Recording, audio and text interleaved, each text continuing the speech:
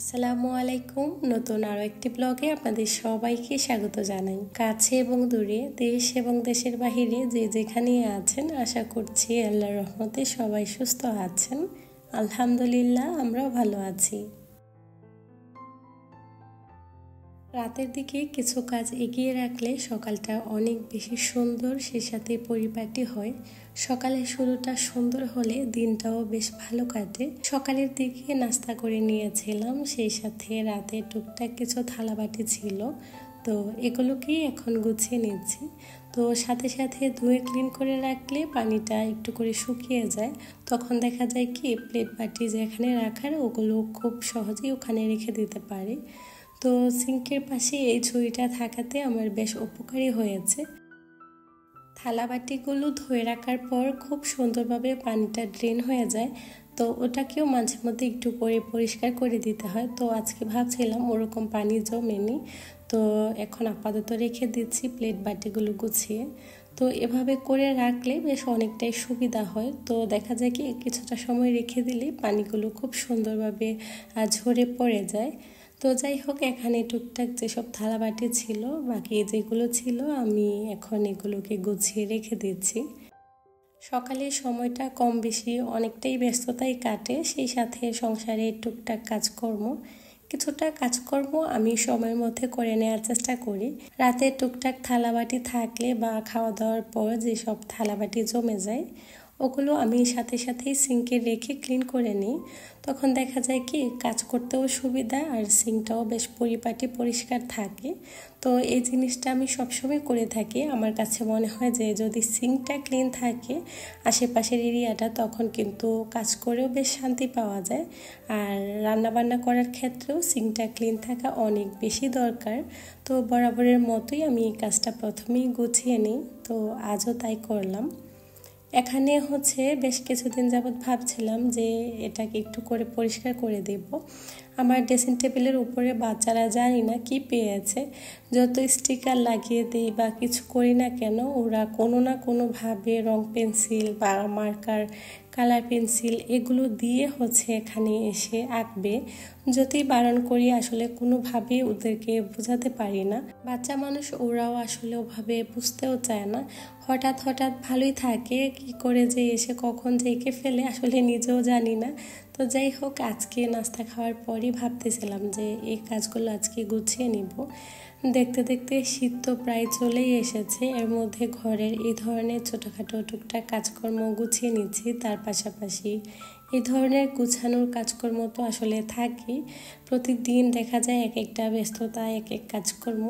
সেই সকাল থেকে যে শুরু হয় ব্যস্ততা, তারপর তো একের পর এক কাজকর্ম আসলে থাকে। কোনো না কোনোভাবে যতই কাজ করি না কেন কাজ শেষ হয় না, একের পর এক যেন কাজ বেরিয়ে যায় আর কি। তো যাই হোক, এর মধ্যে আমি একটা ভেজা টিস্যু দিয়ে খুব ভালো করে একটু করে এটাকে মুছে নিয়েছি। পরিষ্কার হয়ে গিয়েছে, তবে বেশ সময়ও লেগেছে।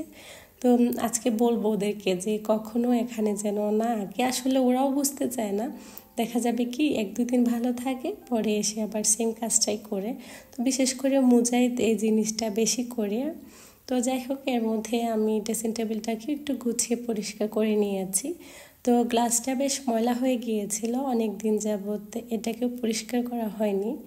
আসলে ছোটোখাটো এই ধরনের অনেক কাজকর্মই থাকে সংসারের, তবে এই কাজগুলো করতে কিন্তু অনেকটাই সময় ব্যয় হয়, বেশ ভালোই সময় লাগে। তারপরও নিত্যদিনের কাজ এগুলো, প্রতিদিনই এগুলো করতে হয়।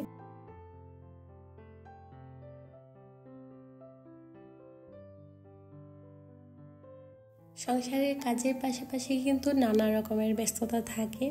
আর যারা চাকরিজীবী মায়েরা আছেন তাদের জন্য তো আসলে এই কাজগুলো করা অনেক কঠিন হয়ে যায়। নিজেরাই অনেক বেশি ব্যস্ত থাকেন, নিজেদের টেক কেয়ার করারই সময় পাওয়া যায় না। এই ধরনের বাড়তি কাজগুলো কিন্তু ছুটির দিন ছাড়া একেবারেই করা সম্ভব হয়ে ওঠে না। তো আমরা যারা গৃহিণীরা আছি, দেখা যায় কি একবার না হয় দুইবার দিনে ঠিকই পরিষ্কার করা হয় কোনো না কোনোভাবে, বা মাঝখানে একদিন পরিষ্কার করলাম না, তারপর দিন ঠিকই করে নিচ্ছি। আসলে নিজের কাজ, নিজের সংসারের কাজ ঘুরে ফিরে কিন্তু আমাদেরকে গুছিয়ে নিতে হয়।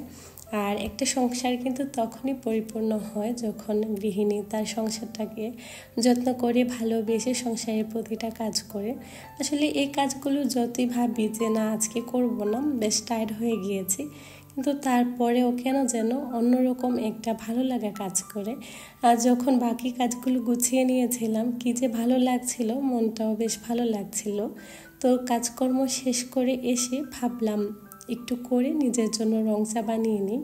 আর শীতের দিন সকালবেলায় এরকম রং চা খেতে আমার বেশ ভালো লাগে। তবে আমি যে খুব বেশি রং চা পছন্দ করি তা কিন্তু না, তারপরও ঠান্ডা যেহেতু পড়ছে এখন, খেতে খারাপ না, ভালো লাগে। তো আজকে ভাবছি যে একটু করে রং চা করে নেব। আর আমার বাসায় কিন্তু অনেক পরিমাণে রোদ আসে, তো ভাবছি বসে বসে একটু করে চা খাবো। সেটার জন্যই এখন একটু করে আদা লেবু কেটে নিচ্ছি। পাশাপাশি চা বানানোর জন্য পানিটাও বসিয়ে দিয়েছি, ওটা ফুটতে থাক, এদিক দিয়ে আমি এখানে কাটাকুটির কাজটা করে নিচ্ছি।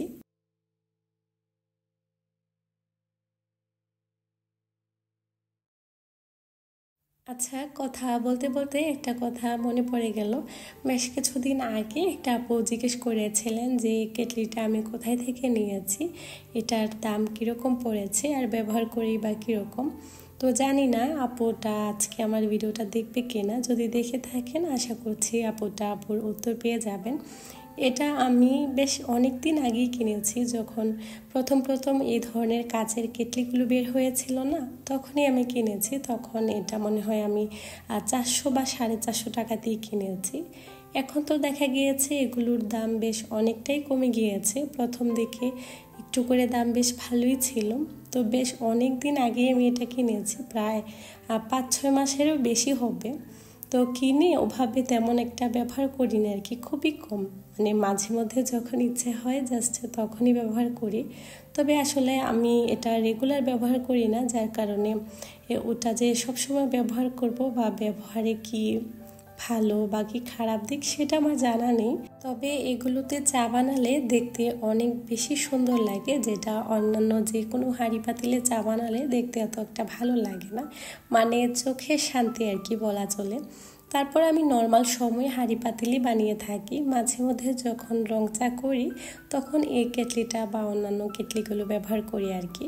তো আমার বাসায় 3টার মতো অলরেডি কেটলি আছে এই ধরনের, ভিন্ন ভিন্ন টাইপের। খুব ভালো লাগে আসলে, এখনও যখন মার্কেটে যাই দেখি খুব ভালো লাগে, ইচ্ছে করে যে নতুন আরও কিছু অ্যাড করি বা নতুন করে কিনি। তখন আবার চিন্তা করি যে এতগুলো আছে, ওগুলোই তো আমি সবসময় আসলে ব্যবহার করতে পারি না। দেখা যায় কি আমার হাত থেকে অনেক জিনিসপত্রই ভেঙে যায়, মানে সিরামিকের থালা বাটি প্লেট, মানে এগুলো যে আমি কত পরিমাণে ভেঙেছি, আমি তো যখনই এই কেটলিটাতে চা বানাই মানে চিন্তায় থাকি যে কখন যে এটাকে ক্লিন করার সময় ভেঙে ফেলি, আল্লাহই ভালো জানে। তো সেই ভয়ে ভয়ে না আমার প্রতিনিয়ত এটাকে ব্যবহার করা হয় না। তবে অনেক আপুরাই দেখি রেগুলার এ ধরনের কেটলিতে চা বানায়, আশা করছি বেশ ভালোই হবে, খারাপ না। তবে আমি সবসময় আসলে ব্যবহার করি না, মাঝে মধ্যে ইচ্ছা হলে এটাতে চা বানাই আর কি। তো এর মধ্যে আমার চাটা হয়ে গিয়েছে, সাথে একটু করে বিস্কিট নিয়ে নিয়েছি। আমি যখন চা খাবো বাচ্চারাও খেতে চাইবে, তো ওদের জন্য নিয়ে নিলাম, ভালো লাগলে আমিও খেতে পারি। তো এই তো চাটা নিয়ে বিছানাতে চলে এসেছি, এখানে বসে বসে চাটা পান করে নিব।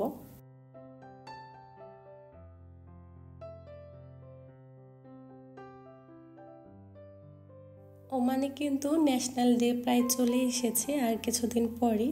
তো দেখা যায় এখন থেকে না বাহিরে একটা আমেজ আমেজ শুরু হয়ে গিয়েছে। আমাদের আশেপাশে ওমানি বাসাগুলো তো দেখা যায় খুব সুন্দর করে ওনারা সাজাচ্ছেন একটু একটু করে, তো দেখে বেশ ভালো লাগলো। তো জানলা দিয়ে একটু করে ভিডিও ক্লিপ নিলাম আর কি। এখানে আমি দুপুরে রান্নাবান্না করে নিয়েছিলাম। আজকে লতি দিয়ে কাঁঠালের বিচি দিয়ে শুটকি দিয়ে রান্না করেছি, সাথে আমডাল রান্না করেছি। আর এখানে বাচ্চারা তো আর এগুলো দিয়ে খাবে না, ওদের জন্য একটু করে ডিম বেজে নিয়েছি।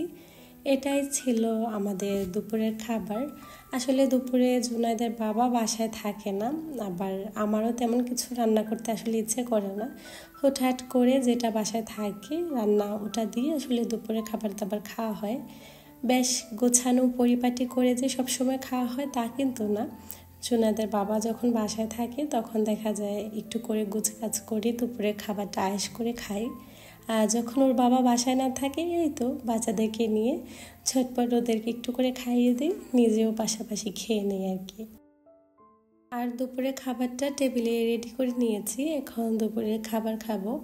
আর খাবার দাবার নিয়ে বাচ্চারা এত পরিমাণে বিরক্ত করে, আসলে যতই যাই রান্না করি না কেন কোনোভাবেই খেতে চায় না, একদমই ভালো লাগে না। তো ওরকমভাবে যে সব কিছু গুছিয়ে খাবো সেই মন মানসিকতা আর থাকে না, ওরা পছন্দ করে না। তো দেখা যায় আমি যখন খাবার দাবার খাই ওদেরকে একটু করে খাইয়ে দিই আর কি।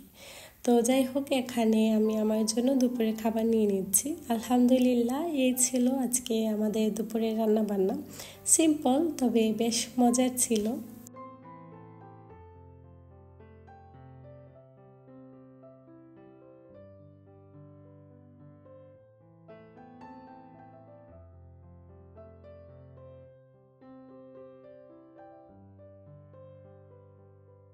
সারাদিন ব্যস্ততার মধ্যে দিনটা যেরকমই কাটুক না কেন, দিনের শুরুটা যেরকমই হোক না কেন, দুপুরে খাবার দাবারের পর সবসময় একটু করে বিশ্রাম নিই। বাচ্চারাও একটু করে ঘুমায়, তো ওদের পাশাপাশি আমারও একটু ঘুমানো হয় আর কি। তো বিকেলের দিকে ফ্রেশ হয়ে এখানে টুকটাক যে বিকেলের কাজকর্ম থাকে ওগুলোই গুছিয়ে নিচ্ছি। আসলে বিকেলে দেখা যায় কি কাপড় চোপড় একটু করে গুছানো, বাহিরে থাকলে এগুলো নিয়ে আসা, এই তো ছোটোখাটো যে কাজগুলো থাকে ওগুলোই আমি এখন গুছিয়ে নিচ্ছিলাম। বাচ্চাদের এই ড্রয়ারে আমি টুকটাক কাপড় চোপড় রাখি, এসে দেখতেছি যে গতকাল আমি এটাকে গুছিয়ে নিয়েছিলাম, আজকে এসে দেখি পুরা এলোমেলো করে রেখেছে। মানে দেখে যে আমার কি পরিমাণ বিরক্ত লাগতেছিল। আমি ভাবছিলাম প্রথমে যে এগুলো একটু করে গুছাই, পরে মনে হলো যে না, আজকে আর এগুলো গোছাতে পারবো না। আর যেগুলো বাহির থেকে কাপড়গুলো নিয়েছি এগুলো শুকিয়ে গিয়েছিল, তো এগুলো এখন গুছিয়ে ভাঁজ করে ড্রয়ারে রেখে দিচ্ছি। দেখি যে জুনায়েদের ড্রয়ারের যে অবস্থা, মুজাহিদেরটাও সেমই অবস্থা করে রেখেছে, মানে দুই ভাইয়েরটাই পুরোপুরি এলোমেলো। তো দেখি একটা সময় করে এগুলো আবার গুছিয়ে দেব। আসলে বাচ্চারা নিজের হাতে কাপড় চোপড় এখান থেকে নিয়ে যায়, তো যার জন্য ওরা ওই তো একটা ড্রেস খুঁজতে গিয়ে আরেকটা বের করে ফেলে, এভাবে খুঁজতে গিয়ে পুরো ড্রয়ারের কাপড়গুলোই এলোমেলো করে ফেলে। তো সময় করে একদিন গুছিয়ে নেব। আসলে গোছানোর পর 1 দিন থেকে 2 দিনও যায় না, পুরো সেই এলোমেলো করে রাখে। তো মাঝে মধ্যে খুব বিরক্ত হই, পরে আবার কি করার, আসলে নিজের কাজগুলো তো নিজেকেই করতে হয়। তারপর এখানে টিভি এরিয়াটাকে একটু করে আমি পরিষ্কার করে নিচ্ছি। সব সময় গ্লাসগুলো বন্ধ থাকে, জানি না কোথায় থেকে যে এত ধুলা চলে আসে, মানে প্রচুর পরিমাণে ধুলা থাকে, দূর থেকে দেখা যায় না। যখন একটা ন্যাকড়া দিয়ে একটু করে পরিষ্কার করি তখন দেখা যায় যে কি পরিমাণ ধুলো আসে। তো এই তো এখন আমি একটু ভালো করে মুছে নিচ্ছি।